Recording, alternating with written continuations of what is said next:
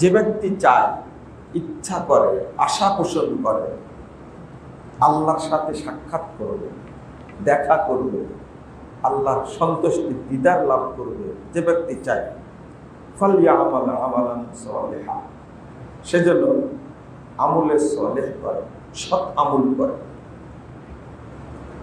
ওয়ালা ইউশরিক বিইবাদাতি রাব্বিহি আহাদা, তবে এই আমল করতে গিয়ে আল্লাহর সাথে অন্য কাউকে যেন শরীক না করে।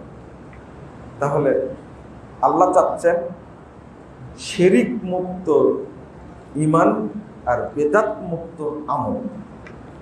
কথার মনে থাকবে, শিরিক মুক্ত ঈমান আর বেদাত মুক্ত আমল। তো এটা আরবি বালাগাত বা